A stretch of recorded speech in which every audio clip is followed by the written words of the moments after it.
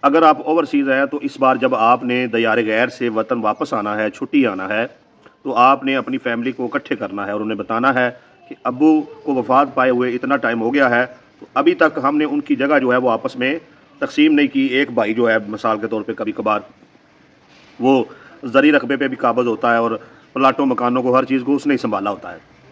ठीक हो गया जी।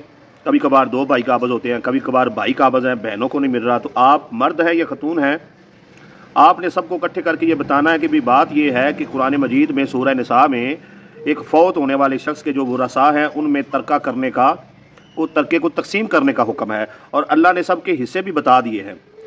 तो ये इस जायदाद को तकसीम करना कोई बुरी बात नहीं है, बल्कि हुक्म इलाही है।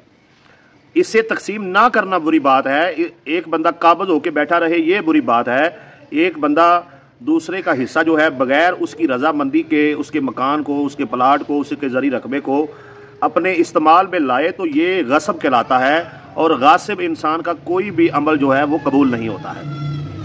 अच्छा, तो आपने उनको बिठा लेना है, प्यार से समझाना है सबसे पहले कि जगह को, जायदाद को, जो बंदा फौत हो जाए उसकी जायदाद को तकसीम करना ये हुक्म इलाही है। अब आप घर में बैठ के अपने तौर तरीके से भी जो है उसके हिस्से बना सकते हैं और रजामंदी से तकसीम कर सकते हैं।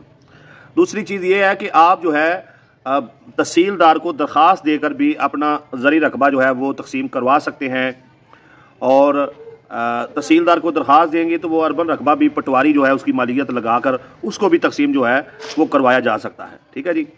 और आम तौर पर जो मकान है, मकान का जो तकसीम है वो अदालतें करती हैं और जो ज़री रकबा है उसकी तकसीम जो है वो तहसीलदार करता है।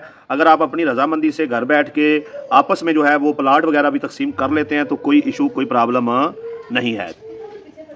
अच्छा, जब आपने अपनी मर्ज़ी से अगर उसके हिस्से बना लिए हैं या आपने जो है वो तहसीलदार से उस जायदाद को तकसीम करवाना है या पटवारी से अपने रकबा जात की मलियत लगवा के उन प्लाटों को तकसीम करना है, आप किसी सियाने बंदे से भी रेट लगवा के बाद में घर बैठ के आपस में तकसीम कर सकते हैं। याद रखें, एक बार जो है वो सब के नाम बराबर हिस्से लगेंगे। बाद में अगर आपने कोई किसी ने 5 मरले कमर्शियल वाले रख लिए हैं और उसने पीछे से जो है वो 10 मरले दे दिए हैं, उधर से अपनी कुछ ज़्यादा हिस्सा दूसरे को दे दिया है, तो इसके लिए जो है वो उसको बाद में रजिस्ट्री करवानी पड़ेगी जिसने ज़्यादा रकबा लिया है। तो ये एक अलग मामला है, इस पर अलग से बताऊँगा।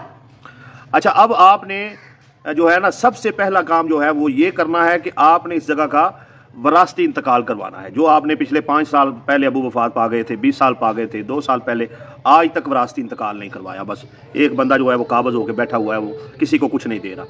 वरासती इंतकाल का तरीकाकार क्या है, उसकी मुकम्मल तफसील जो है वो आप मेरी टिकटॉक आईडी की प्रोफाइल में जाएंगे, यूट्यूब का बटन है, वहाँ पे क्लिक करें तो आपको जो वीडियो है वो मिल जाएगी। ठीक है जी।